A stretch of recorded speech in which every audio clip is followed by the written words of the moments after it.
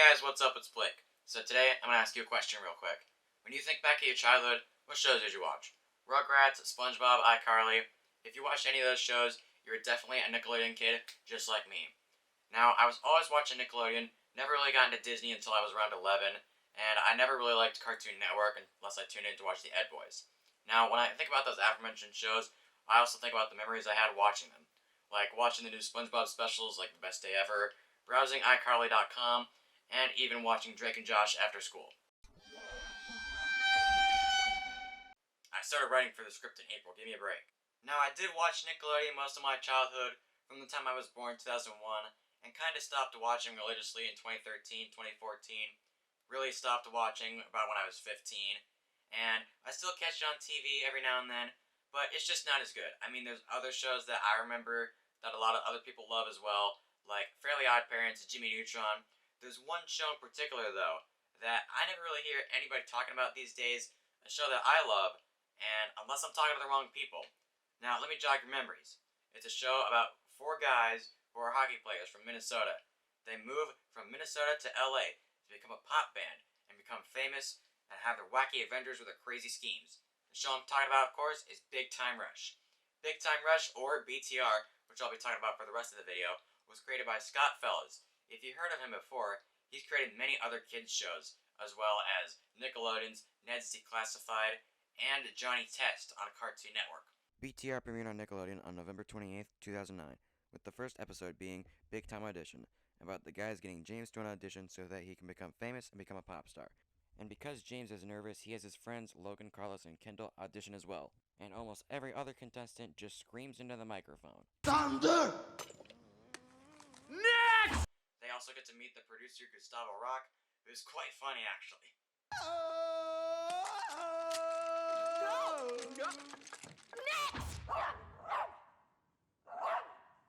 That's actually the best singing we've heard all day. The producer Gustavo Rock claims that James has no talent. But I'm good. I don't need good. I need the fire, okay? I need someone to knock me out of my seat. And as you can tell, I'm still in it because you have no talent!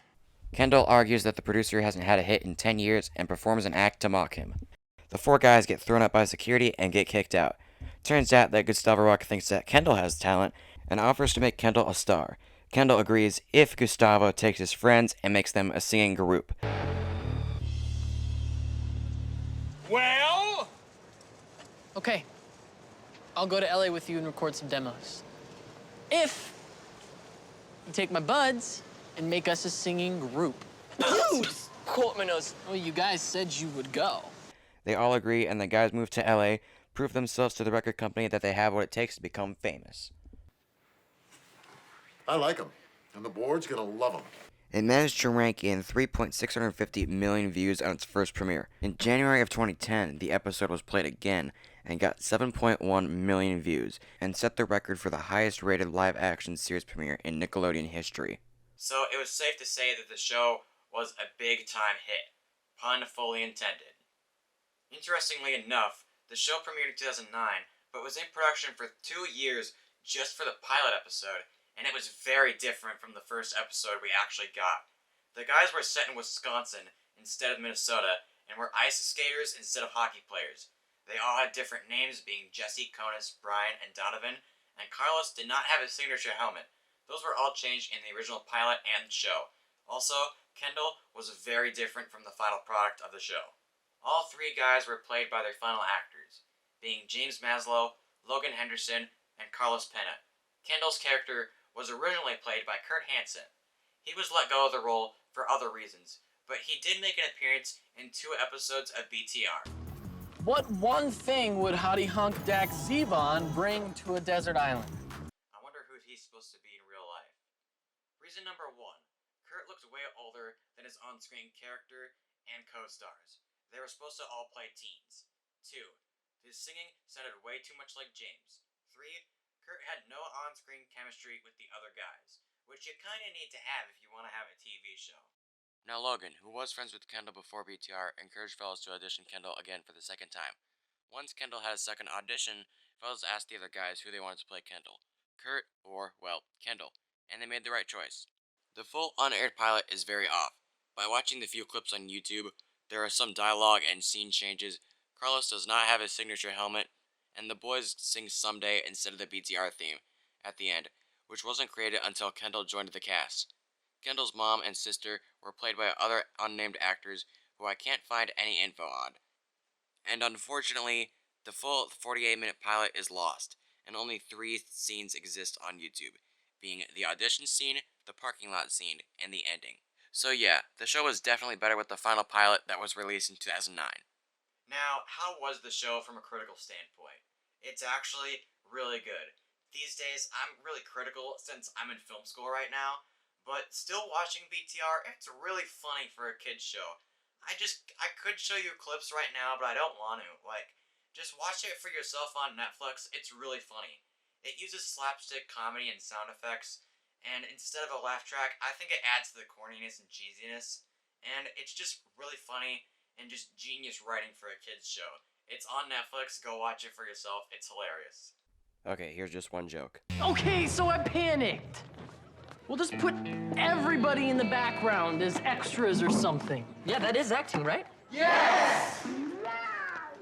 yes, BTR did become a real band along with a TV show, with 3 original albums. Their first debut album, titled The BTR, hit number 3 on the Billboard 200, sold 67,000 copies in its first week, and selling 500,000 copies in the US, going gold. Their second album, titled Elevate, was number 12 on the Billboard 200, sold 70,000 copies in its first week, and sold 208,000 copies in the US. It later went platinum, selling 2 million copies worldwide. Their third and final album was titled 24/7, and only sold 35,000 copies, underperforming compared to their other albums. The BTR show went on from November 28th, 2009 until July 25th, 2013, ending with the proper series finale. The last BTR tour, called Live World Tour, went on from 2013 to 2014. They ended the BTR show and a BTR band, and they started their solo music careers, and ended up having their own personal lives after the show as well.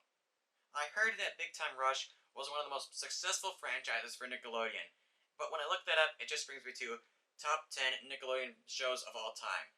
They definitely had a lot of stuff going for them. They had the TV show, the music, the merchandise. They were in magazines, performing on the news and talk shows. They sang the national anthem before a Thanksgiving Day football game between the Dallas Cowboys and Miami Dolphins, and even video games. What? So why don't people remember the show? I mean, it sounds great.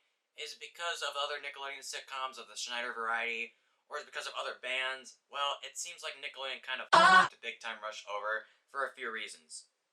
The 4 guys of BTR started getting more involved with the writing process of their music.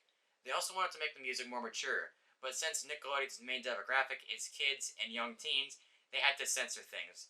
Like in the song Music Sounds Better With You, the music video played during commercials in Nickelodeon censored the word hell.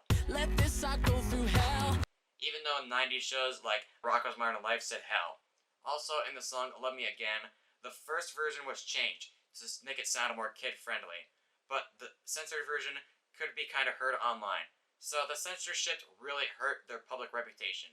In September of 2012, Carlos was interviewed and asked if the music could work without the show, and he had this to say: "I think the music could stand alone, but I don't know if it would be as powerful. The show has definitely been our main audience, but we have 4 million kids watching, so when you put a song out, 4 million kids hear it. When you put a song on the radio, you're not going to have 4 million people listening. It's a blessing and a curse to be on Nickelodeon. It's gotten us to where we are now. Though some people are standoffish about that, we have to be grateful that Nickelodeon gave us this opportunity. Abandoning the show would not be the best idea." And I agree with Carlos. That definitely makes a lot of sense. Another reason they were screwed over was because of One Direction, or 1D. 1D was signed on the same record label as BTR, being Columbia Records. When BTR did their Music Sounds Better With You tour, 1D toured with them, and they were their opening act for 10 shows. At the end of the tour, BTR were not too thrilled about it. Kendall once said that touring with 1D sucked. This is what he had to say about it: "Let's put it this way. When One Direction were opening for us, their support was blossoming. As cool as it was to hang out with them, it sucks for us because there would be 2,000 girls outside the show singing their songs even though we were headlining." Kendall Kendall says that they felt like they were being used by the record label in order to promote One Direction. The only reason they were on tour with us is because we had the same record label. They were using us to promote the band in America, and we didn't think that was fair. But it happened, and the rest was history. Even in this show, there's jokes about 1D being overshadowed about him. Like, that's just so cruel. One Direction! I want that rocket! Doesn't surprise me. They had a good year. And man, that sucks because, honestly, BTR is one of the best boy bands I've ever heard. And I'm not saying that ironically. Their music is fire. They don't have a single bad song out there.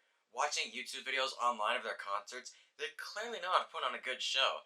Unfortunately, I can't play any of the music for you due to copyright, but right now I'll put up every one of my favorite songs for you from each album. BTR, Elevate, 24/7. They even did a few songs featuring popular artists at the time, like Snoop Dogg on a version of Boyfriend, Music Sounds Better With You featuring Man. Now, just because they're a boy band, you think all BTR's songs would be targeted towards girls. What they don't need to see is a stupid boy band.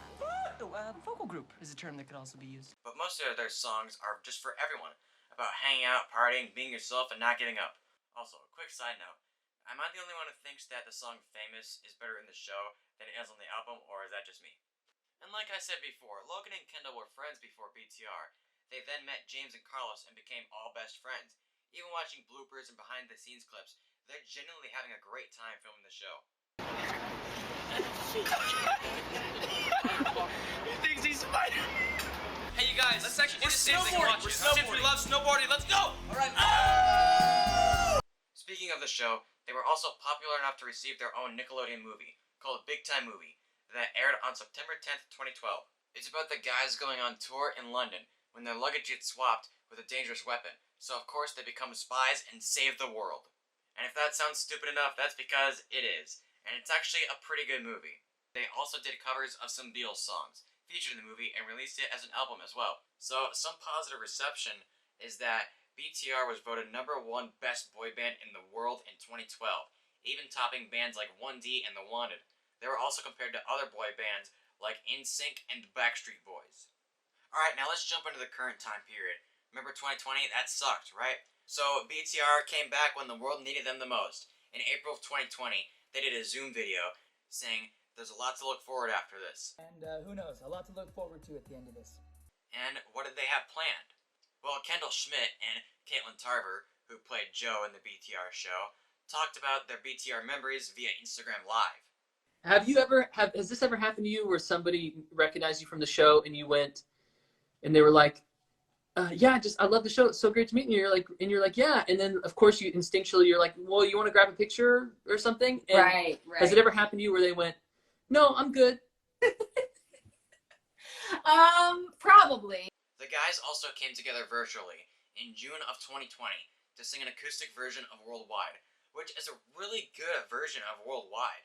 On June 26, 2021, Big Time Rush came to Netflix, and it was in the top 10.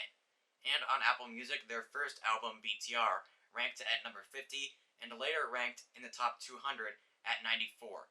On July 12, 2021, the guys and the BTR accounts all changed their profile pictures to red, and on July 19th, they announced a comeback tour with 2 shows, one in New York and one in Chicago. And on August 11th, 2021, they made brand new merchandise in 10 years. And yeah, I just had to get some. And on August 12th, 2021, the 4 guys met in person after 2 years to finally record new music for BTR. And on the 14th of that same month, they also did a Q&A together. Favorite BTR song that we ever did in the past? No Idea is still one of my favorites. Yeah. Boyfriend slap, let's go! Let's go! And as I'm editing this video, Big Time Rush has just announced that they'll be playing the Jingle Ball in Philadelphia on December 13th, 2021. Also on December 1st, they finally released a new sneak peek of one of their new singles, called Call It Like I See It, with a release date of December 13th. And like their old music, this new song is just as good as their old songs. So if BTR finally comes back fully, here's a few suggestions that I have. Suggestion number 1. Recently, during their Q&A, BTR was asked if the show is coming back for a season 5 or being rebooted. Cool. Are we gonna make more episodes? Certainly not. No. No. We were old to play 16 at the end of that. We wouldn't be playing 16 again. I don't know why that. We're definitely gonna do something though. Yeah. Like, you know, Something. run around doing Something involving video. We're gonna do games. something. Just something. We've been throwing around doing. All right. Something. That was fun with questions. Anybody? Awesome. They usually say it's not coming back, which I don't have a problem with. The guys are in their 30s and they have families to focus on, and if they want to focus on their music altogether, that's good. I'm excited for their new music then. But if the show does come back, do not go to Nickelodeon at all. Maybe if the show does come back and you do have to work with Nickelodeon, then take it to a streaming platform. The recent iCarly reboot has been popular, which, even though I'm not a fan of that, you would have to make it mature to appeal to what you originally wanted your audience to be. So maybe since your show is now on Netflix, maybe have the original show on Netflix and then have the new show on Netflix, since more people have Netflix instead of Paramount Plus. Second, if there's new music, please, I hope you have creative control. Your music is not out by the time I'm filming this, so I'm pretty sure you got creative control. If you do, good for you guys. I'm glad you have creative control now. And also, hopefully it is on the radio. And also, maybe before your new music drops, drop some old music that hasn't been out before originally at all. Like, how about Blow Your Speakers Out, Paralyzed, Someday. Those songs need to be on Apple Music, Spotify, anywhere else you get music. I mean, that would be awesome publicity for you and more people who want to enjoy your music. Going back to the radio idea, put your old songs and your new songs on radio. You'll get more recognition and more popularity. I hope you can. I don't know how that works, but if you can, that'd be great as well. And that's all I have today for Big Time Rush. If you guys made it to the end of the video, then congratulations and thank you so much for watching. When I was a kid, I always thought that Big Time Rush ended after 2 seasons, but really, it had 4 seasons and a series finale. And I'm glad it's on Netflix now, as I get to appreciate the TV show and the music a little bit more. And I kind of hope the guys from Big Time Rush see this, because I would love to interview them and maybe play these games. I haven't played them yet. Maybe I can stream them as well. And hey, if that Big Time Rush reunion TV show tour comes out, I would love to work on that show. Hell, don't even pay me, just pay me in original merch and props. Just kidding, but if you do, let me know. Anyway, I'll catch you guys later. I'm Blake of SuperBlakeFilms, and I'll catch you later.